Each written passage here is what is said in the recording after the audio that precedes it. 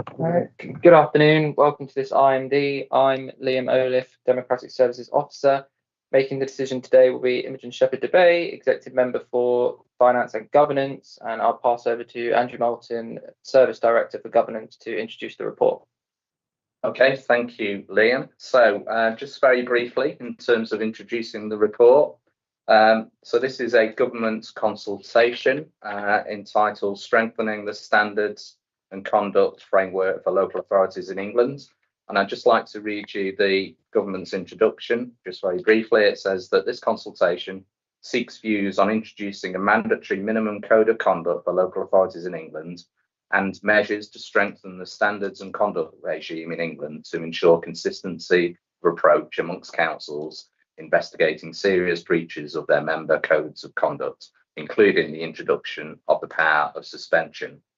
So there are 6 specific areas in which views are sought, and they are set out on page 5 of the agenda.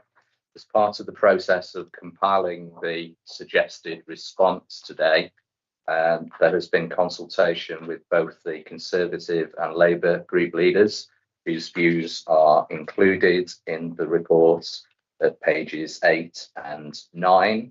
I think probably, Councillor, the key thing in this is about introducing the power of suspension, which doesn't currently exist. What I would stress is that this is purely a consultation at this stage.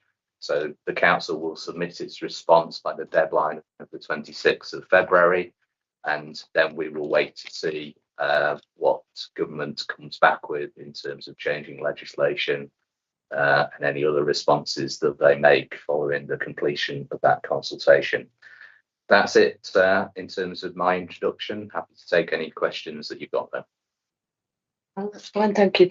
I mean, obviously, this is not a decision-making document. This is basically all it is us responding to what the government is asking us what we think about the current standards framework and how we might like to shape it and change it.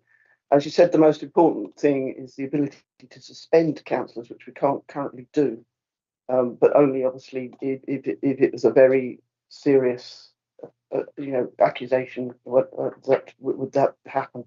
It does include town and parish councils, district councils, unitary councils, fire rescue authorities, and a number of the selected councils around the country who operate one of these. But I think what we did with the consultation in asking both the Labour group and the Conservative group to respond was the right move. And largely we were in agreement. I can't think of anything that was controversial about anything that either of our 3 groups said or contradictory. It seemed to all fit together quite well, and everybody kind of wanted the same sorts of things. But yes, the ability to suspend people in the worst case would be good. And just giving more powers to our standards, to our standards to make sure that we can react appropriately when councillors are in breach. But also, we do need to be wary that that we get vexatious complaints, and quite a lot of those. And what happens with those? Obviously, we can't have people interrupting the function of the council with those. So that's one of the things we do need to take into account. But I'm quite happy to sign this off and agree it. I don't know if there's anything else that we want to say. The only thing I'd add that I should have said in my introduction is that I would say from Woking Borough Council's point of view, we've already got quite a few of the provisions that are in the consultation are already in place. Sure. So our code of conduct is essentially the local government association's model code of conduct.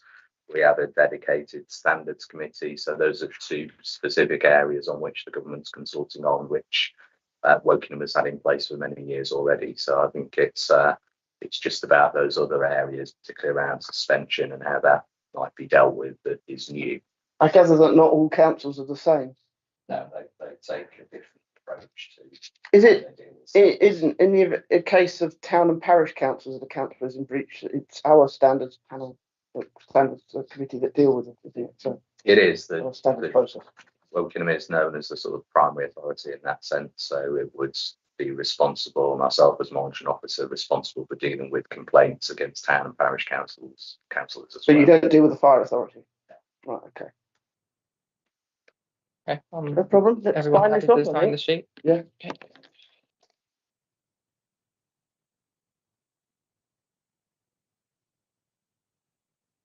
This box is too small. Oh, no. Yeah, well.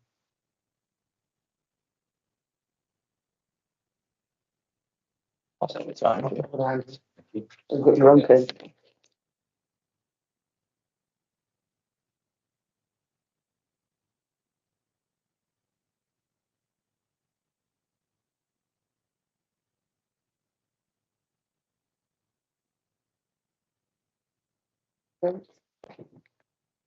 You got to sign the last one? I do. You've got a nice short name. I do. Great. So, having signed the sheet, subject to the 5-day calling period, the decision can be made official, and that concludes the meeting. Thank you very much.